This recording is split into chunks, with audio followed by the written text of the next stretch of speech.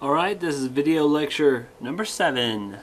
Video lecture number 7. I am at Roman numeral 6, the Anabaptists. Anabaptists, okay? Okay, well, if you recall in the last video, I told you that Ulrich Zwingli was seen as kind of a radical compared to the other Protestant reformers. Well, you haven't seen anything yet. The Anabaptists were extremely radical. They're the most radical of the Protestant Reformation of these major groups. So let's talk about them. Letter A, as I said, they were radicals. I pretty much covered that. They're the most radicals of all the Protestant reformers. Letter B, here are a few of the beliefs of the Anabaptists. Letter B being the first one. They believed, the Anabaptists did, in voluntary church membership.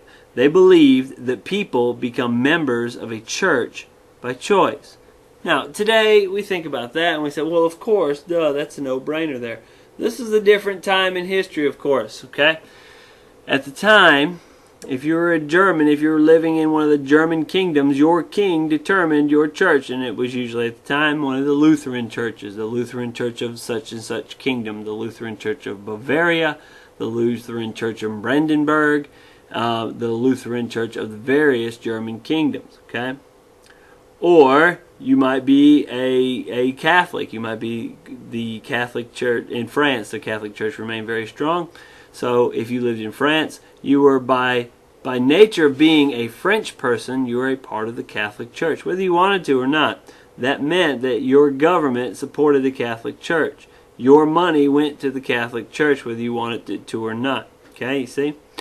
The Anabaptists looked at it very differently. The Anabaptists said, you know what? People ought to choose to be a part of the church. And if a church is not supported by the people, if the people don't believe in the doctrines of that church, if they don't accept that that church is the right way of looking at Christianity, then they don't have to support that church with their money or with anything else. There was a very direct tie between European governments and particular churches at the time. Anabaptists were against this. They said people should have the right to choose what church they want to be in. Now, once again, today, this seems like a very, very normal way of looking at it, but we're talking about a different time. Okay? Letter C, the Anabaptists believed in the idea of spiritual rebirth. They believed that you must be born again as a Christian. Now, what this means is that when you, as an individual, as a human being, make a decision, you know what? I want to be a Christian. I want to follow Christian doctrine. I want to live as a Christian. What you have to do is you have to be reborn. That means you have to start life all over again. You don't go back to being a baby or anything else like that, but what you do is kind of a symbolic thing that you decide that you're going to separate yourself from your old sinful life. You want to get away from that identity as your personality as a lost person and become someone new. The idea of being born again is very popular among many evangelical groups today. To be a born-again Christian means a lot to a lot of people, that term. Okay? And the Anabaptists are the ones who got that started. Okay? The idea that you have to be born again. Okay?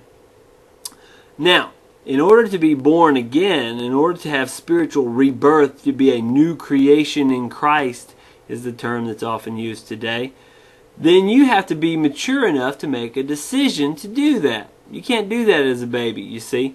When in the Catholic Church, as well as in the Lutheran churches and in the Calvinist churches, people are kind of inducted into churches as babies. You know, if your parents are Catholics, then your children are going to be Catholic. At least they're going to have that start into Catholicism. Now, for the Anabaptists, it was a little bit different because they did not believe that a baby can, of course, make that kind of a decision to be reborn. No one at birth has that kind of mental capacity to decide that, hey, I'm living as a sinner, I'm living as someone separate from God, and I want to come into communion with God. That's what you had to do to be reborn, is to decide for yourself that you want to live as a godly person and not as a sinful person. So in order for the Anabaptists to have this happen, they could only allow adults to become baptized or to become members of the church. Okay, so that brings us to letter D. Okay, letter D, adult baptism. The Anabaptists believed that you had to be a grown-up to be baptized. You cannot just be baptized at birth and be inducted into the church as the other Protestant beliefs as well as the Catholic believers said. You have to decide, well, hey, I'm thinking about my life. I've been separate from God, and I want to live in communion with God from now on. And you can't do that until you're old enough to make that decision. Not only did the Anabaptists believe in adult baptism, they believed in baptism by immersion. That means they believed in order to be baptized, you have to have your entire body under the water and then brought back up. That symbolizes that spiritual rebirth, being born again, being brought up out of that water as a new person. Of course, there are groups today that still practice adult baptism. The Baptist Church, of course, being the most well-known among them. Now, by the way, if you're wondering, the Anabaptists were not the precursor of the modern Baptists, okay? They come through a different route, through the Puritan Church that comes a little bit later. But the Anabaptists are the early precursors of the folks that we call Amish today, or the Mennonites today. If you live near Mount Olive, Mississippi, which I happen to live near Mount Olive, not in Mount Olive, but near there is a group of Mennonites who live there. They live kind of in a different way of life. They separate themselves from society, but they believe in this idea of spiritual rebirth and adult baptism, and baptism by immersion, as they call it. That means you have to be your entire body has to be baptized in the water to be truly baptized. Okay. Other groups weren't doing that. The Lutherans weren't. The Calvinists weren't doing adult baptism nor baptism by immersion. Okay. So these guys are far out. They have some very different ideas. Okay.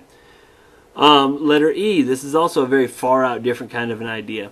The Anabaptists believe that all believers are equal. They disregard any social differences or any gender-based differences.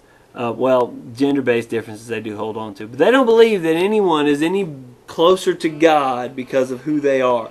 Everybody has potential anyway to become equally close to God and equally righteous. Now, in the other groups, priests and the spiritual leaders in these groups were seen as closer to God than your average person. They had a closer connection with God. Anabaptists believed in this idea that we call the priesthood of the believer. That means the believer, every individual believer, has potentially the qualifications to become as close to God as anybody else. So, if you're a member of your church and you look at your pastor, your church leader, as a holy person, as a person who's especially connected to understanding the will of God, the Anabaptists believe that you could be that way too. That priest or that pastor, that person in charge of your church, has no more access to God than you do, because you can directly communicate with God through prayer and as well as through understanding and studying the Bible. Okay. All right, so all believers are equal. There was still a good bit of sexism among the Anabaptists.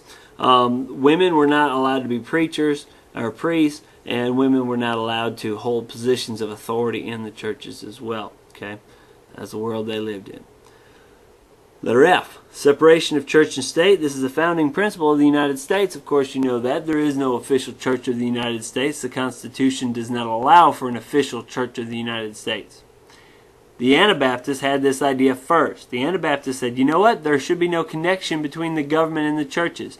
Everywhere else in Europe, each country had its official church. The Anabaptists said this should not be, because what happens is the church gets tied into politics, and churches begin to do things that are not spiritual in nature, but are political in nature, as happened with the Catholic Church. In the Catholic Church, of course, I was saying the Catholic Church leadership held a lot of political power. They could force their will in a lot of areas because of their position as leaders of the church. Okay?